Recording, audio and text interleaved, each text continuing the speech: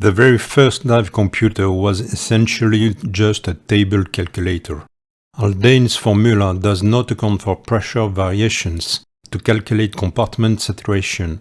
It only works for square profiles. However, in 1971, Schreiner and Keeley proposed an adaptation that allowed continuous calculation, enabling tracking of a real dive profile. Divetronics had no knowledge of the true ZHL12 calculation parameters and only had tables for various altitude sectors. In the United States, the US Navy had made most of its research reports public. In 1983, Orca Industries introduced the Edge, the first dive computer capable of using a mathematical model to continuously calculate the saturation of different compartments during multi-level dives. With its aluminum case and graphics screen, the Edge was a bit more compact than its predecessor, making it very appealing. Despite scientific skepticism, its commercial release was a success. In just a few years, several versions were introduced. To achieve this feat, Orca Industries received support from Dr. Carl Huggins, who headed the hyperbaric chamber at the University of California. Huggins worked with Orca Industries to develop an algorithm using US Navy table parameters. The computers produced by Orca Industries were not intended for decompression dives. Once the limit was reached, they only displayed the sailing depth. Meanwhile, across the Atlantic, Bullman collaborated with Ernst Vollm, a Zurich-based engineer. The guide dive computer, produced by the Swiss company UWATEC, made its debut in 1987.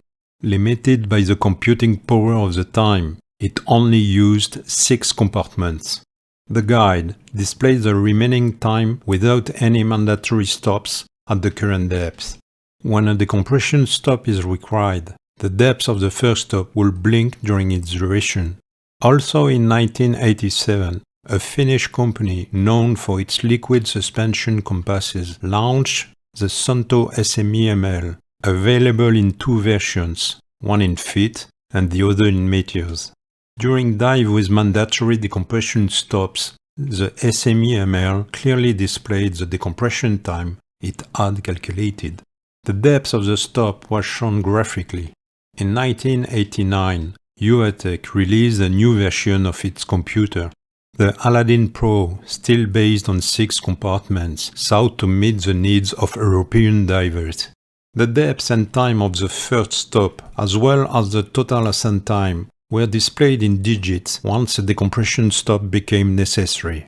In 1992, Bullman published a new version of his reference work.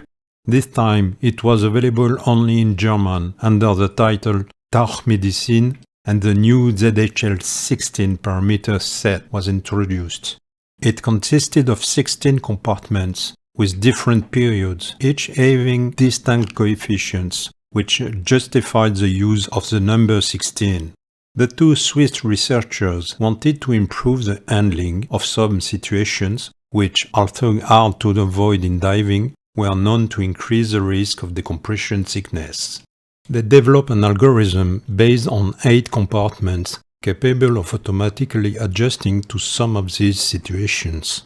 This algorithm, called ZHL8ADT, was first integrated in 1994 into a revolutionary dive computer design that could be equipped with a pressure sensor.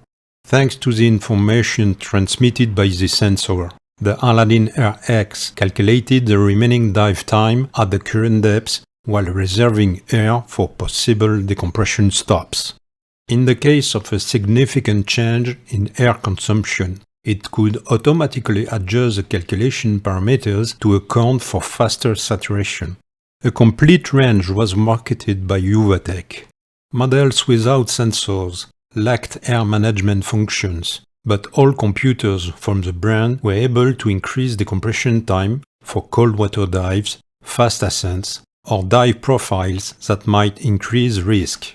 In our time, the ZHL16 parameters are undoubtedly the most widely used by divers all around the world.